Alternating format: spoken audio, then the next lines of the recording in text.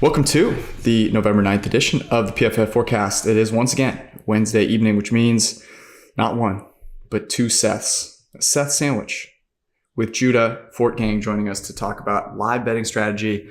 Worked for me again last week. Kansas City came through. Actually saved my weekend, honestly. If I hadn't bet Kansas City live, I don't know, it would have been, I'm not sure I'd be here right now.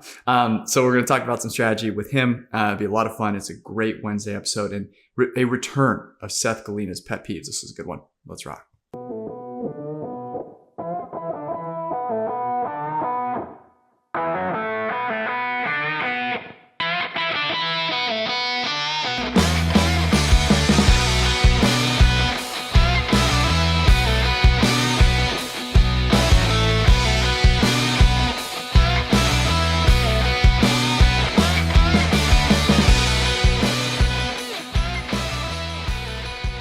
Right. Back at it again. We have maybe the worst Thursday night game. Well, I guess the Broncos have been on Thursday night, but this Thursday night game, maybe not so great. Thankfully, Seth, we have the Niners on Sunday night. So we can take our time, our sweet time with that and get through Thursday night. But it's great to have you back on, man. How are you? I'm good. The issue with this game is really just the wind and the rain. Supposedly it's going to fall on Charlotte tomorrow. I'm stealing this from Brad. Brad told us before the show about the weather. Yeah, that was a quick I sound like the smartest guy in the room now, but basically just checking his Doppler like he's a meteorologist over there. The game 2 weeks ago was an instant classic, back and forth, especially in the second half, and then going to overtime, all the missed kicks. So we're not going to get that on Thursday. No, absolutely not. And, it's interesting. The Falcons wouldn't throw the ball if it were 75 and sunny with no wind.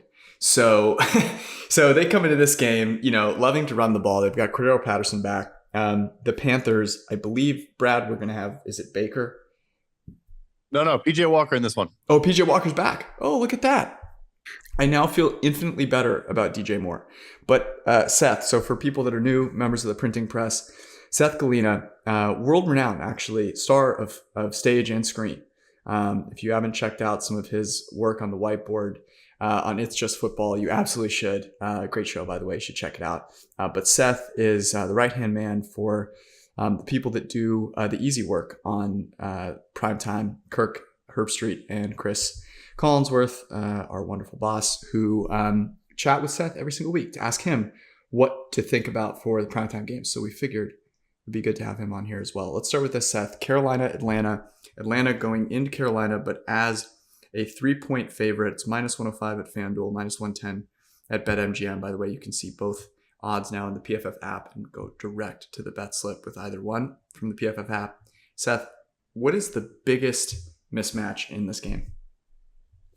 Well, the biggest mismatch is really, I wouldn't call it a mismatch. It's more just like, which PJ Walker are you getting? Because now we have 4 weeks of him this season, and obviously we have a bunch of games from seasons past. And sometimes PJ Walker looks like he is the best quarterback that has ever lived. And sometimes he looks like the worst quarterback that's ever lived. And that is a problem if you're trying to play quarterback in the NFL, right? We need consistency. And you're seeing all sorts of absolutely insane throws from the Bucs game and the last Falcons game. Then you're seeing the Rams game, which was his first start. And you're seeing the Bengals game last week where he's benched at halftime, where, he's throwing to linebackers, he's making the wrong decisions, and it's just, it unravels itself so quickly. So like I said, if the game was in good conditions, I think you could get another good PJ Walker game. In fact, another great PJ Walker game. But I think in the bad conditions, it's going to be a lot tougher. It's just going to be a lot tougher to have that game. And I think you're going to see some interceptions. You're going to see some poor decisions, even though he can sling it, but you're going to see some poor decisions, I think.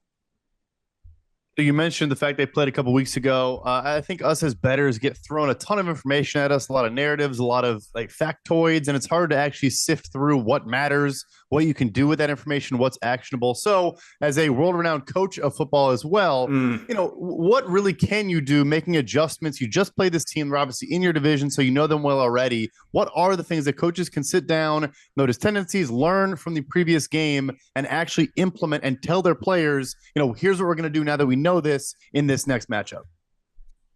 I'm going to use a term here that I don't really understand, but it's all game theory. Oh, great. And that's why we bring you on, so that you can tell us things that you yourself don't understand. I feel like I'm reading one of your articles now, Seth. Yeah. Your football is an interesting sport, but it comes down to, we want to do, like on offense or on defense, we want to do the same things over and over again. And when you go down the levels, when you go to Pee Wee football and high school football, then up to college and et cetera, you can keep doing those things without any window dressing, without any motion, without different formations. And so the NFL is all about, hey, we want to run these 10 concepts that we really, really like, but we can't just show you them from the same formations and, the same motions every single time, because the defenders are too smart. So then you get into a situation where now you have a one-to-one comparison of what this defense, let's say I'm talking about an offense, like what this defense likes to do when I'm in this formation, in this situation, 1st and 10, I come out with this personnel in this formation. This is what they like. This motion is going to trigger this action from the defense. Like I have a one-to-one. So now you're building on that. And again, it's not to necessarily run a completely different concept. It's to run something that's built off the concepts you've shown them a post, here comes a post corner. You've shown them this motion and it's leading to a speed out. Well, this motion now is going to lead to a slant or something like that. So you're just trying to, and again, I think the one-to-one comparison, because the only time before that you had seen them was against different teams. So you just don't know how they're going to match up correctly to you. And you're trying to stay one step ahead. I think you also get into like the personnel matchups, of course.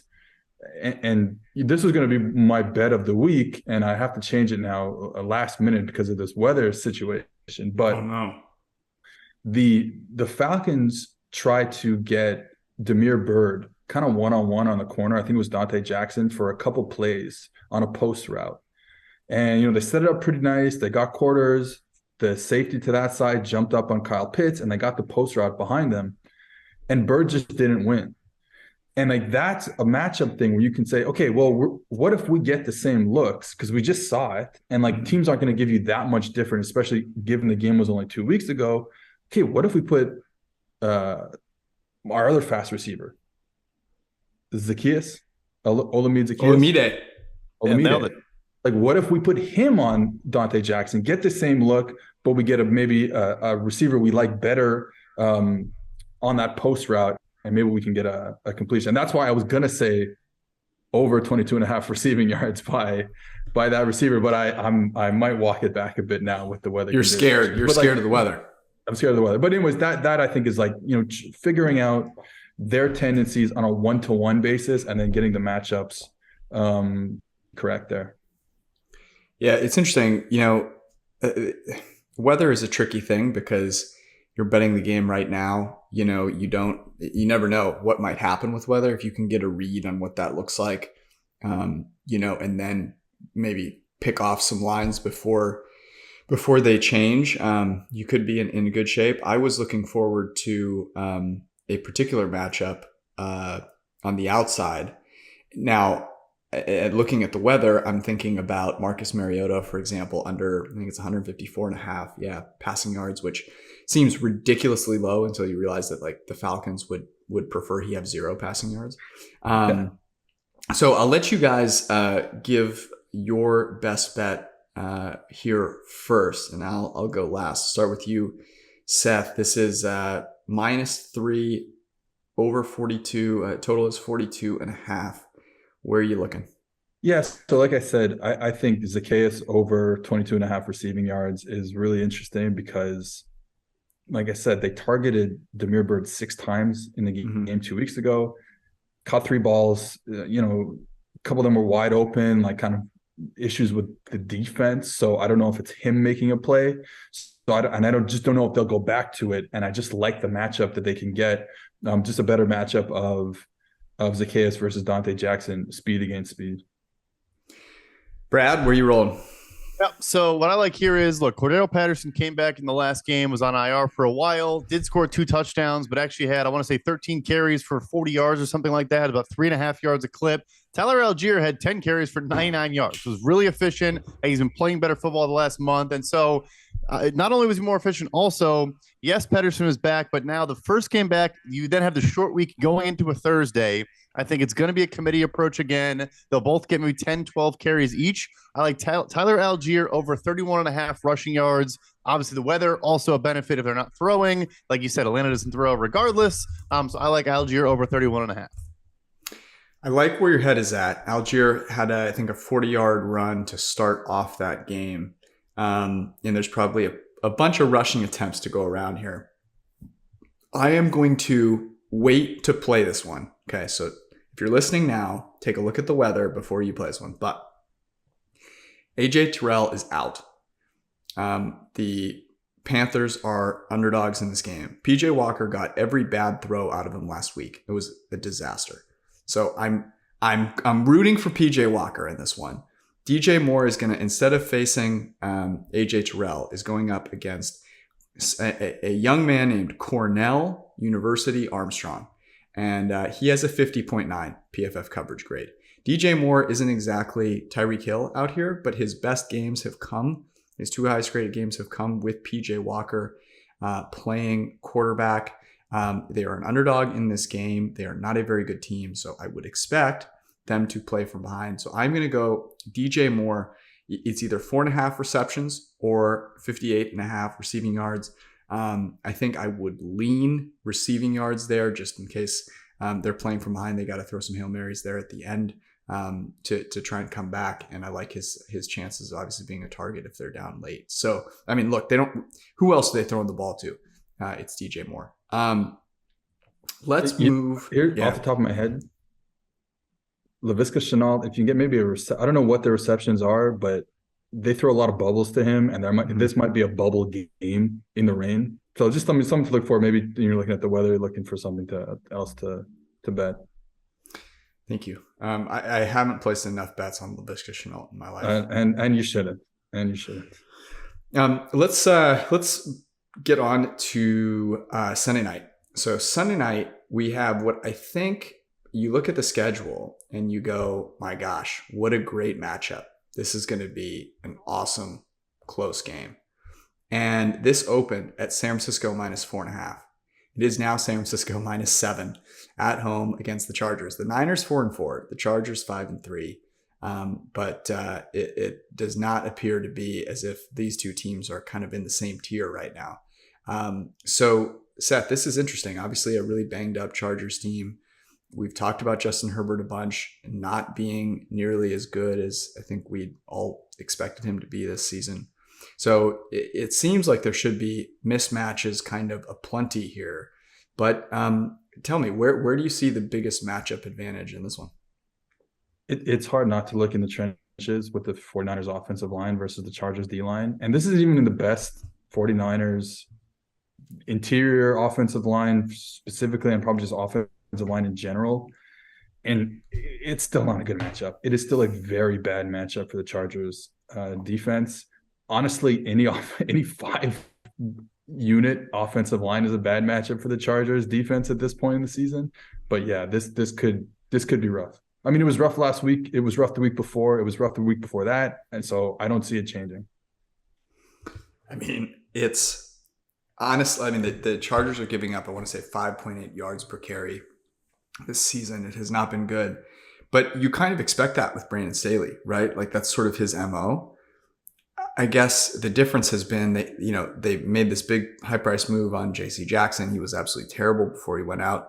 They don't have the same kind of robustness on the back end from a passing standpoint either, which is kind of weird. How much of that do you think is injury? How much do you think is maybe people sort of figuring out what Staley's doing? Well, I think that clearly the JC Jackson trade, even when he was healthy, was not the trade, the signing was just didn't work out, and that is such a key player for them. I know in back when Staley was coaching the Rams defense, and we talked a lot about Jalen Ramsey moving to the inside, being a slot corner at some plays, but at the end of the day, like, he played outside a lot and he shut down good receivers. And so you need, like, it doesn't matter if you're going to play two high, one high. Eventually you're going to need to play man-to-man on an X receiver, on an outside receiver. They just haven't been able to do that for 2 years.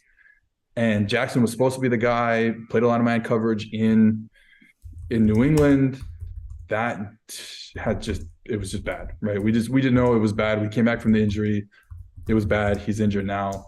Michael Davis is out there starting. He's just an average player. So it's tough for them, whether they're going to load the box or not, just to stop anybody right now. Going back to the run defense, I mean, I know obviously Staley plays a lot of soft coverage, a lot of two high, all those things, but you go out, you get Sebastian Joseph Day in free agency. You had Austin Johnson, who is now out for the year, but had been playing for them before. They're second to last in EPA per rush allowed this season. A, how is it still so bad? And B, with the Niners, are they like, is it going to be just running right at them all day long? And kind of how can Shanahan continue to take advantage? It's bad. Sebastian Joseph Day was like a really nice, underrated player in the Rams defense the past couple of years, and he's just not played well this year. He's getting pushed around, plays a nose tackle. It's really bad. The two guys outside of him, when they play like a 3-4, like you said, Austin Johnson, he's out for the season, but even when he was in, not good. Jerry Tillery's just not good. Bosa has been out for a long time. That doesn't help. You looked at some plays where certainly we want to look at the interior of a defensive line as how you stop the run. But if your defensive end, and this happened last week against Atlanta, and look, I think his name is Farmington, undrafted kid, young kid, just getting pushed around and creating that hole on the outside. They can play with loaded boxes. They can play with light boxes. It doesn't matter. I think one of the big differences in terms of, you mentioned, George, yards per attempt, yards per rushing attempt. And I don't have the numbers in front of me. I could be wrong, but I would imagine, I'm sure I'm not that wrong. You might have allowed a lot of yards per attempt, potentially, even with the Rams that year, but you had so many splash plays because you have Aaron Donald getting plays in the backfield. They don't have that at all this year. Mac is they brought him in. He's been good, but we're also talking about a 30-plus-year-old edge rusher. So it's just been good. It's been above average for him this year, and that's not good enough. And you look at 2 weeks ago, the 49ers played the Rams. So the Rams defense still kind of on that, coached by Raheem Morris, but still kind of on that Brandon Staley path there defensively. And schematically, the 49ers took massive advantage of that defense, formationally getting into the C gap, so outside of the tackle where the kind of hole is in a 3-4 defense, continuously. I mean, it felt like every play was designed to go into one or the other C gap. The Rams had no answer for it.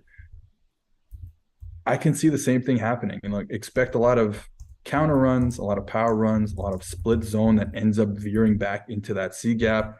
I don't see how the Chargers have any chance of stopping it with the players they have in the field. I don't think it matters what Staley calls. The players they have in the field are just not good enough. Sounds like he just can't play, Who has the quarterback advantage in this game?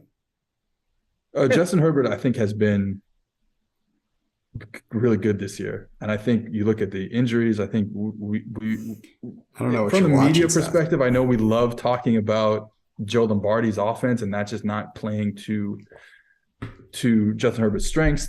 Very low average depth of target. They just don't take shots down the field. I think it's partly that the offensive line, they don't trust to hold up, and it's been worse through injury. You have lost Rashawn Slater for the season. Zion Johnson, they took him in the first round. He will be a good player, I think. He's just not a good player yet, and he's starting. The receiver, they have no one to take the top off the defense. You're losing your two best receivers who already weren't burners. So it's just tough. I honestly think Justin Herbert makes the right decisions 99% of the time or 95% of the time. It's just tough in this environment to create enough explosive plays to win football games. All right, time to make some bets here. I'll go first. I don't see this anywhere yet, but Christian McCaffrey rushing yards I think will probably be a pretty popular prop here. I'm going to bet that, but I'm also going to look and see what Jimmy G's total is, maybe even touchdown prop, just because I could see the Chargers so much trying to overcompensate and Shanahan coming out and flexing Jimmy G a little bit. I'm not scared of this defense in any way, shape, or form. So I'm gonna make those two plays. It is 7. If we're 6.5, I would take the Niners. At 7, I'm gonna lay off. Brad, what about you? Yep. So because it is 7, looking for some teasers. One I like is the Denver Broncos with the San Francisco 49ers. We talked about this a little bit on Sunday. There's still kind of some question marks around Ryan Tannehill. So you can get the Broncos up to 8.5 on a 6-point teaser. And you can get, the 49ers obviously down to minus a point. That's what I'm playing on this one. Seth, what about you? Again, I don't have the number. I don't think it's out yet. I like Brandon Ayuk. Receiving yards, catches, something wherever you feel like it makes sense to you, because again, I look at that Rams game and I think they're playing with a couple tight ends. Juszczyk will be back. It is potential that Deebo Samuel will be back too, but I think they will use the same type of formations and just kind of put those two receivers, Deebo and Ayuk, on islands, and they'll get a lot of catches, a lot of targets at least. Like where your head is at. All right, we closed it out with Seth's pet peeve. What is your pet peeve this week, Seth? My pet peeve is in game management, late game management, which is where everyone's pet peeve is, I think, when you watch. Are you going to football. blame the analytics? So I don't like it when, let's say you're on defense, you have a couple timeouts, maybe all 3 timeouts, you're down in the game. The other team is trying to run the football. They're in their 4-minute offense, trying to take some game clock off the board. Let's say there's 3.5 minutes left, something like that. And you hold on to your timeouts, waiting for your offense to get the ball back. Mm-hmm. I believe that your offense has the control of when the clock starts and stops with what they can do with the ball. They're the ones who have the ball. You have to trust your quarterback to make those decisions. You can spike it. You can throw it out of bounds. You can run out of bounds, et cetera, et cetera. So I think you would rather have the time, like if you call those timeouts while you're still on defense, and then plus, if it's before the 2-minute warning, you'll have the 2-minute warning. Mm-hmm. I think you'd rather have the time rather than the timeouts, because you can control the clock when you have the ball on offense. Yeah, if you're on defense, the defense, you're at the peril of the offense, right? They can decide to run the play clock all the way down. When you have the ball on offense, you can dictate that, right? You can run the hurry up, you can spike it, you can do all those things. What I do think is interesting is sometimes coaches getting too worried about calling their timeouts on offense. And, really you should be waiting kind of until you're later in the game, whether it be after the 2-minute warning. I know Timo, our friend Timo, Risque, PFF_Moo, has done some research there. Seth, we always appreciate you, even with your pet peeves. Thank you for hanging out with us, and we will talk to you next week, brother. See you guys. A little reminder, the PFF app is out. You can find it by searching PFF on the iOS App Store. It's not out for Android yet. I know some people are clamoring. We'll get there. We'll get there soon enough. We appreciate you guys reaching out. You can always hit us up and let us know how you're feeling. But we've got FanDuel odds in there now, so you can take any bet that you like and drop it right into your FanDuel Sportsbook app and bet it. Plus all the great content from Brad, Seth, and Judah and Tage, who we're about to talk to. So go check that out as well. You can go head to Symbol, SIMBULL, which is the sports, basically stock market. If you're investing in the stock market right now, you may be looking for alternative places to put your money if you still have some. And this could be a place. Use promo code FORECAST. You get a 30-day money back guarantee. If you're hesitant on joining, that should be enough to get you going. Search Symbol, SIMBULL, in the App Store. Use promo code FORECAST, and they will also give you a free deposit of up to $500. So super easy, super simple. Symbol, SIMBULL. Also, No House Advantage. Go to nohouseadvantage.com. Use promo code PFF. Get $25 risk-free on your first No House Advantage Pick'em. They do a great job of setting up the games for you so that you don't have to worry about anything, and you don't have to worry about a house advantage, because there is none. That's what they do for you. So go to nohouseadvantage.com or download the app. All right, we now have our good friend Tej Seth. He joins us every week so that we can pick the lock of the week. We've been giving out multiple locks. Last week went 1-1-1. Week before was pretty good. So we will have to get off the schneid of even money here. And so we know the work is cut out for us. Tej, your Lions pulled through last week. We were thinking about rocking with Aaron Rodgers -3.5. We found a way to the Washington Commanders who ended up pushing. So hopefully you're not here to recommend the Chicago Bears, because certainly the Lions are now hot. But how are you doing, buddy? Yeah, good. Yeah, thanks again for having me on. I'm glad Brad is pretty smart enough to know that I was half emotional hedging there when I picked the Packers. So he talked us out of putting the Packers in our lock of the week, and we ended up getting something that pushed. And if you use the closing line, if you bet that on game day, it would have covered for you. So Washington, played pretty well last week, enough for us to get the push or the cover there. Yeah, and you guys have a little brotherly rivalry here, because the Lions are playing the Bears. So let's get started. The way we do this, we go around the horn, we talk about our favorite bets, and we pick the ones we're going to roll with for the printing press this week. Tej, why don't you get started? Mm-hmm. Yeah, so I'm going to start with, if you want to just take the overall spread, I like Raiders -6 against the Colts. But what I really like is Raiders -4 first half. And so, I'm going with Arjun, who comes on the Sunday show here, with kind of like the first half bets. When you look at just the underlying metrics of these two teams in general, the Raiders ranked 13th in offensive EPA per play this year. The Colts ranked 32nd, so literally the worst offense in the league. So the Raiders have a huge advantage there. And then Sam Ehlinger just had one of the worst starts of the entire season. And so when you look at the Raiders defense, they're top 10 against the run, but they're 31st against the pass, which I don't think matters too much because Ehlinger can't pass. So when you've seen the Raiders go up, multiple times and blow these continuous leads this year, they're usually dominating in the first half. Both aspects of offense and defense are playing well. And then the other team kind of comes back in the second half. I think that could even be more so in this game, because the Colts have Jeff Saturday as their head coach, who has never been a part of an NFL coaching staff before. And there's so many things I'm sure that he has to figure out in the first half of this game. So I really like the Raiders to jump out to a pretty considerable lead in the first half against the Colts this week. My God, we haven't talked about the Jeff Saturday thing yet. And on the Sunday show, Tej, I think said these exact words: "I'm not giving up on Frank Reich." I think he's got one more in him. And of course they fire him the next day.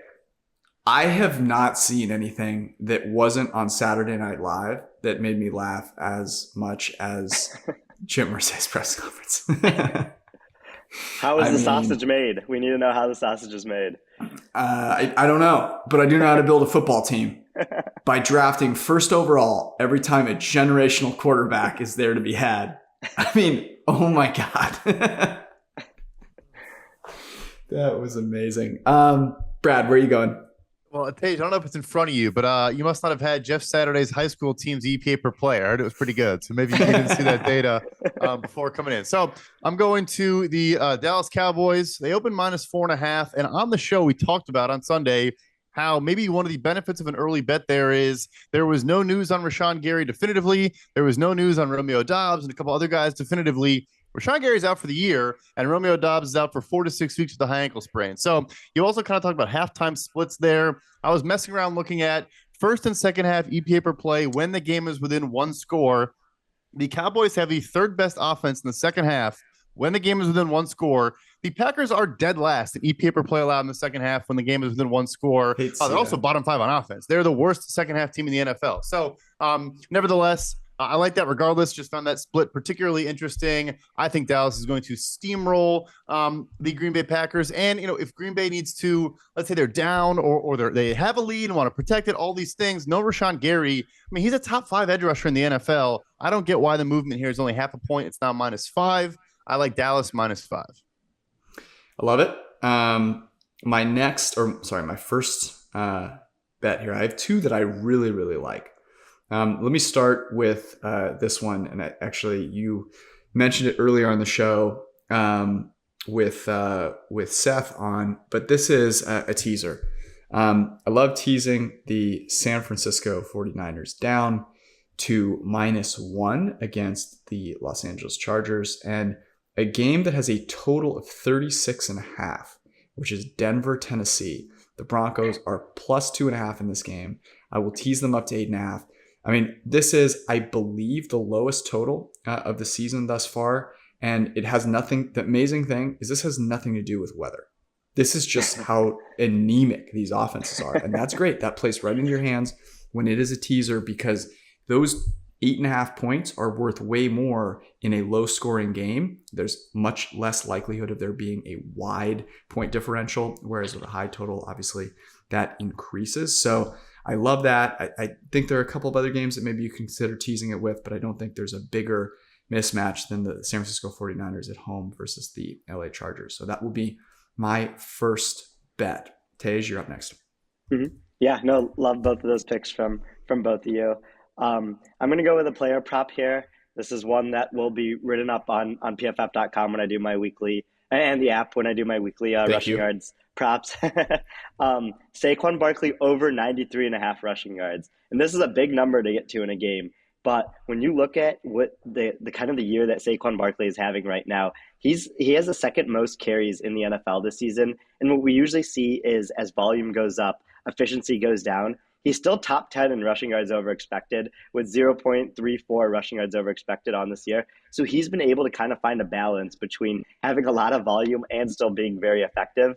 We just saw the Houston Texans currently allow the second worst rushing yards per carry in the NFL. You know, they have PFF's worst graded run defense.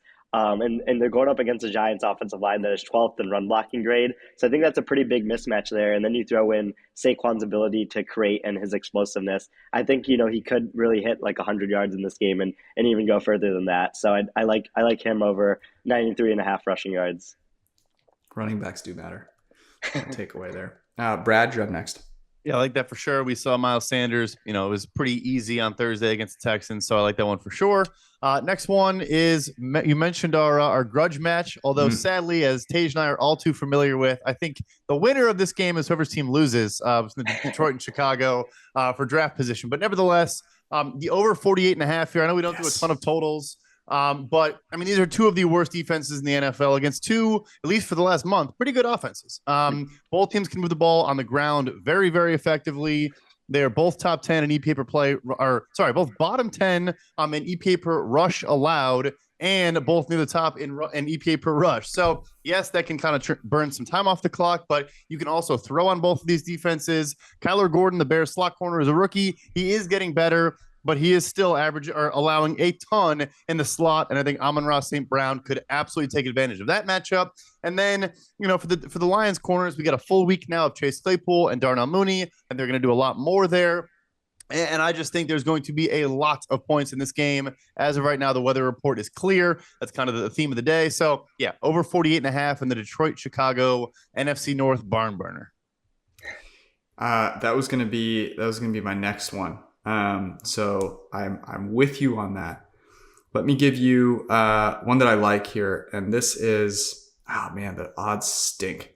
But the Eagles and the Commanders, as we talked about on Sunday night, first half of this game, the Eagles are 6-point favorite now. It's -140, which I absolutely hate. But the Commanders stink at scripted plays. They should get absolutely torched by the Philadelphia Eagles here in this game, at least to start the game. And then I think Heineke magic comes into play, and you know, who knows what ends up happening with 10.5.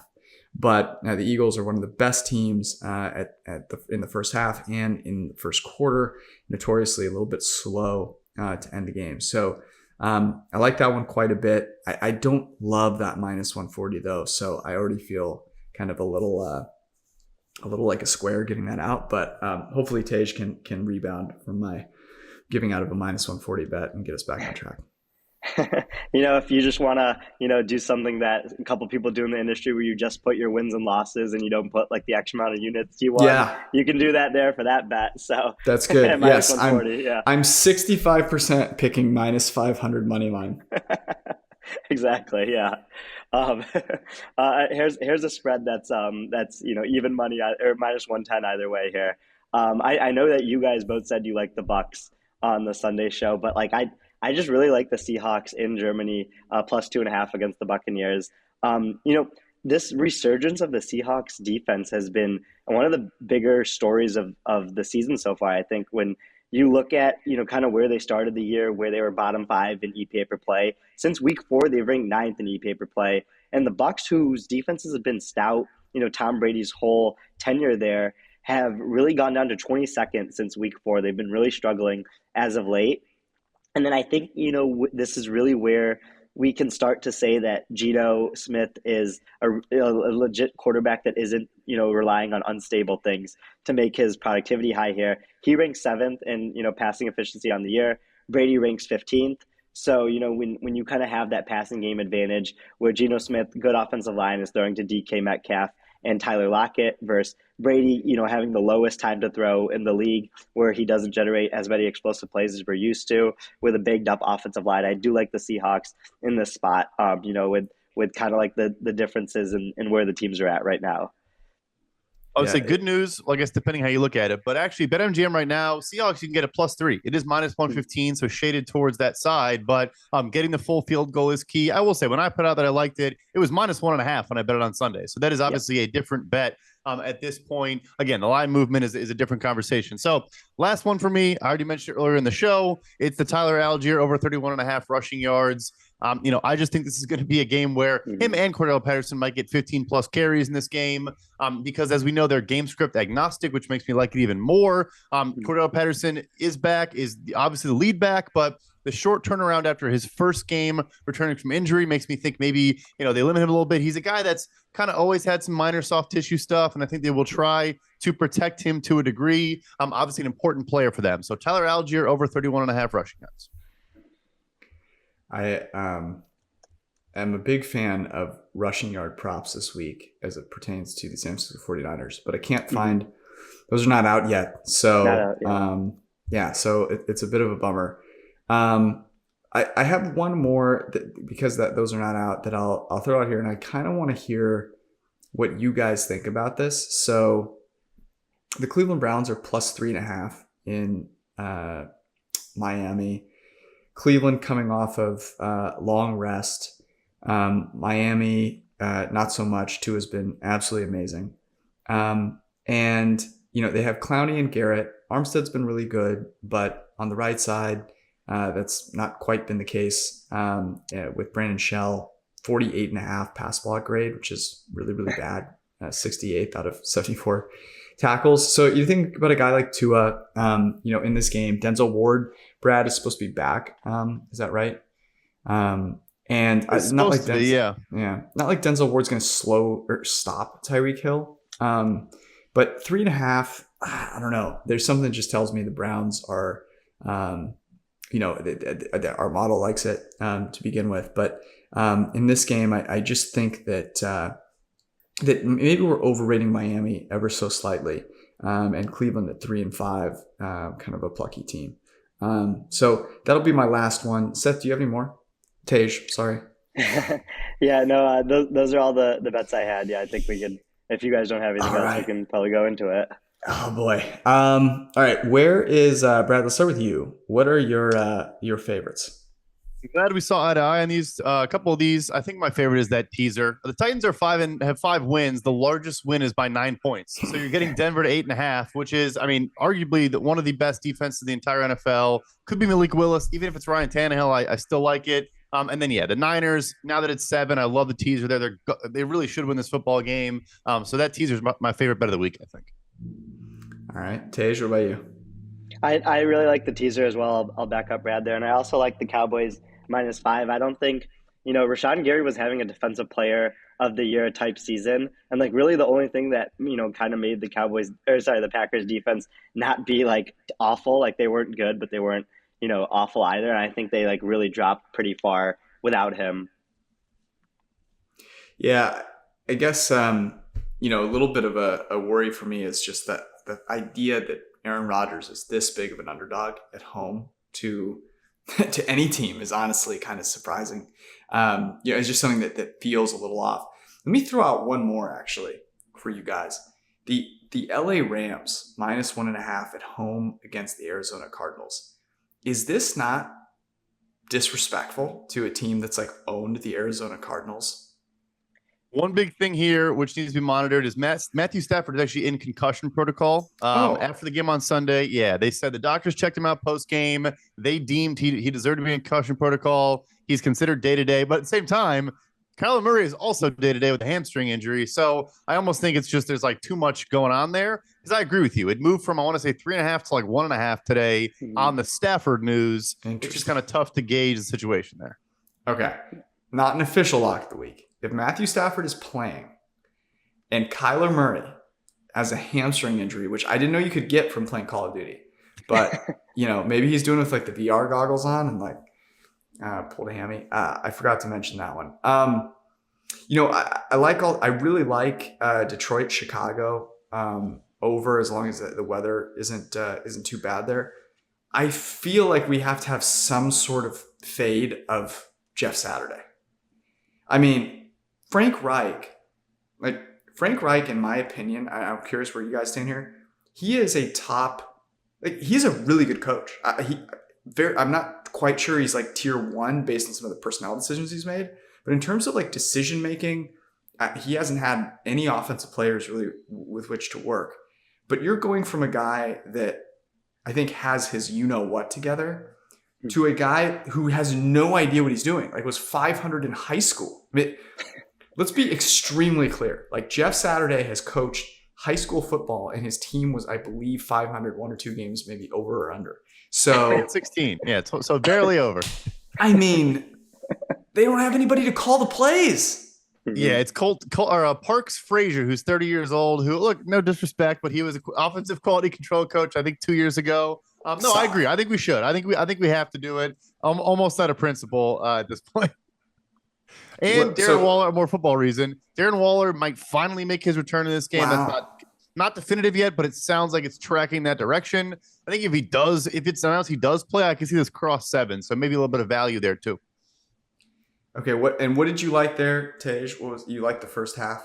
Yeah, I liked Raiders -4 first half. I thought they were going to jump out to a pretty big lead when the Colts coaching staff was still figuring out how to do NFL coaching staff. How to do anything? You think they're going to figure it out after halftime? I mean, that is impressive. The most impressive part of what you just said is that you wanted to bet at first half because they were somehow going to figure out how to coach football in the middle of a football game.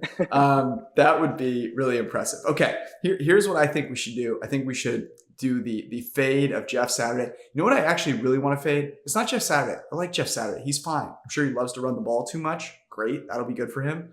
I want to fade Jim Irsay in his speech, soliloquy, whatever you want to call it, throwing some shade at Frank Reich for saying he wanted a coach that was man enough to make his own decisions instead of leaning on analytics. Mm-hmm.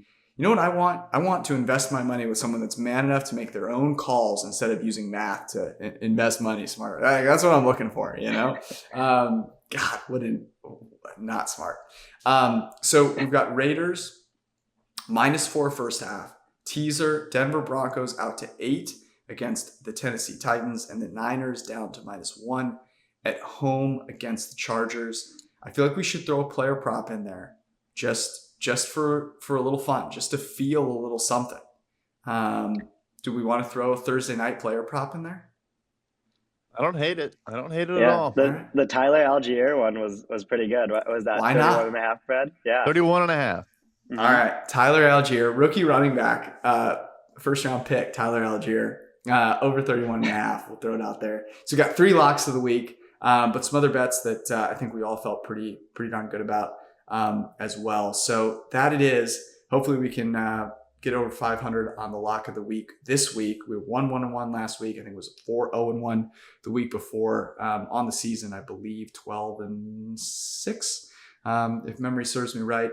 Tej, good luck to your Lions against Brad's Bears, and we will chat with you, of course, next week. By the way, everyone can find Tej. It's what is it? Tej FB Analytics on Twitter. Yep. Elon hasn't banned you yet, which is good. I'm not gonna get verified. I'm gonna be a man of the people. I don't wanna pay $8 or whatever it is gonna be there. Like some of the rest of you guys. Same. And Tej puts out some great content on PFF's app and PFF.com. Tej, have a great weekend, and we'll talk to you next week. Alrighty, back again.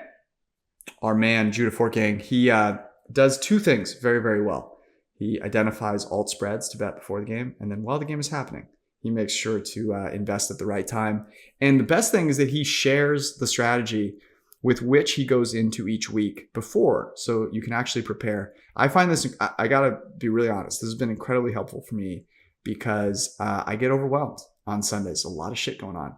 This past week, Judah, if it weren't for Kansas City live, I would have been very sad. Very, very sad. But thankfully, it was a close game, and somehow a close game against Malik Willis, who I actually thought threw some decent passes, but like there was no way that Malik Willis was going to beat the Kansas City Chiefs. How was your weekend of live betting? Did it go well?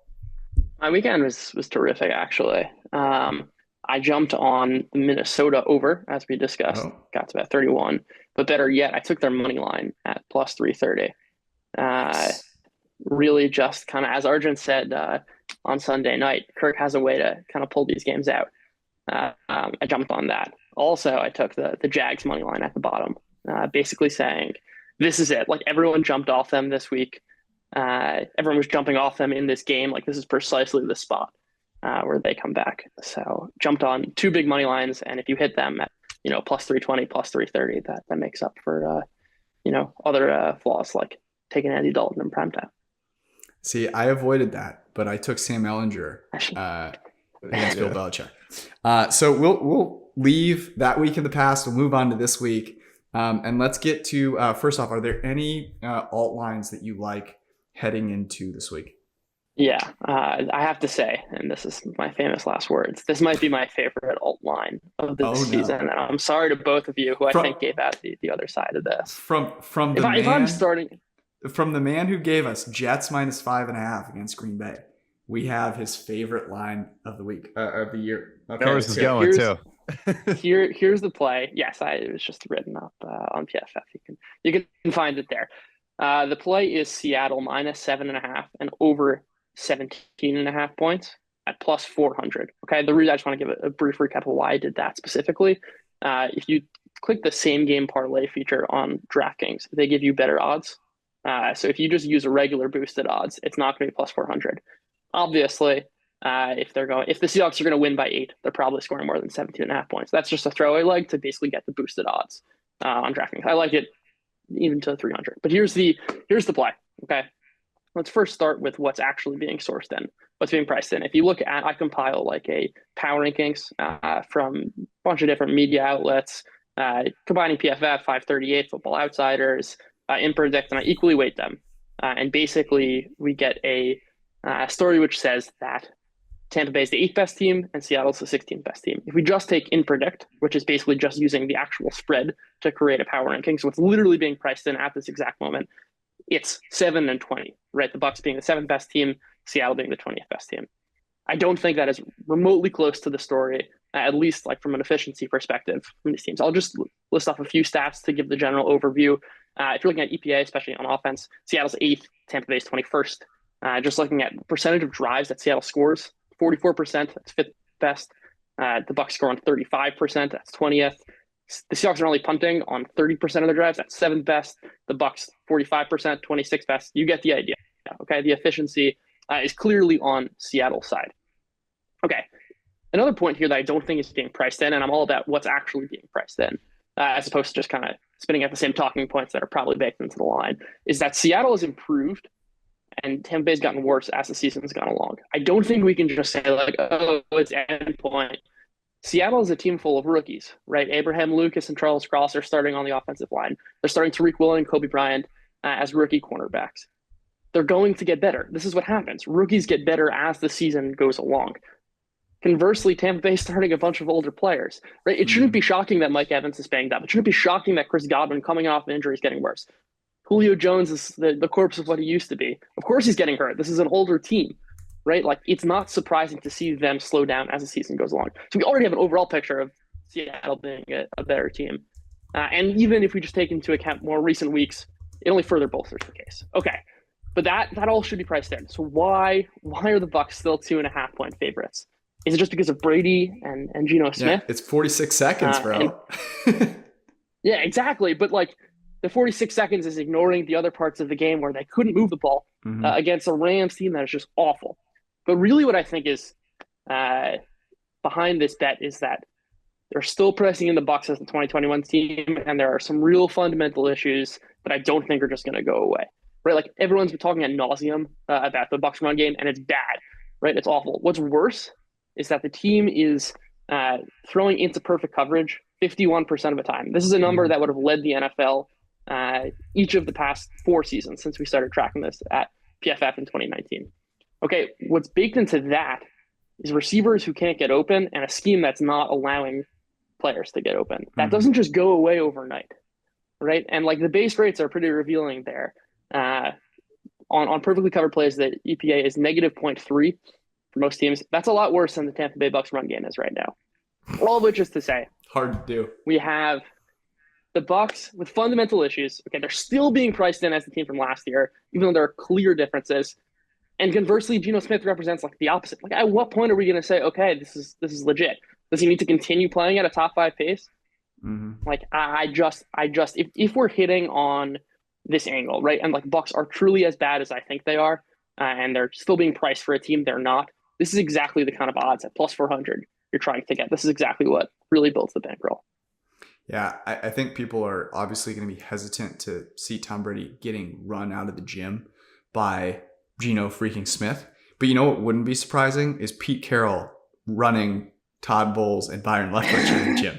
So yeah, like, I like all the points you made were fantastic. You do a great job of breaking it down for us. We talked about the Seattle Seahawks as part of a teaser. And so I have a feeling that may show up potentially as a lock of the week at some point here on this podcast. All right. We have our alt line for the week. We love it. Give us your number one live betting angle for this week. I'd say number one, probably the Miami Dolphins. Okay. Usually I go with numbers and kind of look at the scripted play stuff, and I have plenty of that for this week. But something I think is something I'm monitoring is basically the way the Dolphins offense is designed is quick reads off of separation. And if you watch their games this season, and Tua's done a great job, and like Brissett and Skylar Thompson did not have the same anticipation and rhythm that Tua did. And if you watch their games, either they're on or they're like, if you watch the Steelers game where Tua's hesitant, they're off, they're not scoring a lot of points. Okay. But if you watch the Lions or Bears game, in recent weeks, you've seen like, okay, if they're on rhythm, the team is going to score a ton of points and no one can stop them. It's just consistent chunk plays, 15 yards after 15 yards. So I basically want to see, like, do they have their timing? Are they getting separation? I'm inclined to say yes against a pretty banged up Browns secondary, but they are coming off the bye. Maybe they're making adjustments. And I basically want to see early, okay, are the Dolphins generating the separation? Are they on rhythm? If they are, they're going to, I think, blow past their team total, and I think they'll probably cover some alt lines here. Conversely, if they're kind of struggling, if Tua feels the pressure of Myles Garrett, which is always in play, I think the Dolphins are a hard sell because what's going to be priced in is kind of the offensive efficiency of the last couple of weeks. And if they just don't have it, if they don't have that rhythm that their offense is so reliant upon, I want to fade that. By the way, you can find all of Judah's great in-game strategy and alt lines. Line strategy on the PFF app and PFF.com. You do a ton of incredible work there. Plus, throw the damn ball on Twitter. We have many people that are like undercover superstars on social media, and Judah is certainly one of them. So you should go give him a follow. I can get on board with that. I like that angle. Anything else? We got just a couple minutes left here. Any other thoughts going into this week, or maybe some macro things that you've been noticing now that we're decent way through the season? So for someone that might be coming in new, who's like, this live betting thing is kind of interesting. Like, How do you think about this from a macro angle? Yeah. Well, there are a few things. Okay. One is, as you alluded to earlier, there are certain teams which, if there's almost a trigger point, for instance, if the Chiefs or Bills go down early, assuming Josh Allen's healthy, and generally it's coming off a turnover, like we saw in the Niners Chiefs game and the Bills Ravens game, that's just like an auto bet for me, which is what's being like priced in is a bunch of noise that doesn't actually affect the game flow. You're going to get it at plus money. Just go bet that. Okay, so there are certain teams where you have kind of those rules, and like Kirk Cousins and Derek Carr always leads. They're kind of these long-term trends that I'd be willing to lean into. The other thing is just in general live betting, volatility is your friend. So if you're going to have games with high-scoring offenses, what I'm monitoring this week, Lions Bears, where if there are constant lead changes, the odds are going to reflect that. And like what happens in the second quarter, because the market has to price in what's going to happen at the end of a game, just go buy that volatility and say, okay, the score might be this way in the second quarter, but I'm planning on selling at the third quarter. And you're manipulating the market who's pricing in what's going to happen at the fourth quarter. And if teams are constantly trading scores and their lead changes, the odds are going to change to reflect that. And I think that's kind of a valuable thing to look for. And kind of build a big middle. Exactly. The middles are always available. But I came prepared this time. I had a couple thoughts for you. So you obviously love your Titans and the live unders. I didn't want to give that out. No, I did. That was the one I had listed. Okay, because I noticed too, literally first and second in e-paper play allowed in the second half of one-score games. Broncos the best, Titans the second best. So I was thinking if there's somehow they score early on scripted, I would just be hammering the live under in that game. And then another one, you mentioned it kind of in the reverse. Just put this in there. Just find a way to squeeze this in there. Okay. Well, okay. And another one I was thinking about was, so you mentioned the Bills are, good and you want to bet them live, but with Josh Allen's elbow, I'm concerned. Let's say he does play. I actually don't even think he will, but kind of same thing. Look at his e-paper play in the second half of one-score games. The Bills right now are number one on offense in e-paper play in the second half, but obviously the elbow maybe wears down a little bit. The Vikings, surprising to me, second behind the Broncos in e-paper play allowed in the second half of one-score games. So is there maybe, I know it kind of goes against the conventionalism we just talked about, but betting on Allen's elbow wearing out and betting on Minnesota maybe continuing that trend of making good second half adjustments, playing a lot of that too high that can give Josh Allen trouble. What are your thoughts on that? Yeah, I love it. I didn't think about that game at all, only because Allen is such a question mark. But I think that's spot on. Cool. Yeah. All right. Came prepared. Yeah, I had a list of six. No. I hope not. I had a list of 6 live bets to play, and you hit on basically. Hopefully, people will go check them out on pff.com and the PFF app. Judah, we appreciate you. Thank you for the bonus, Brad, and we'll see everyone next week.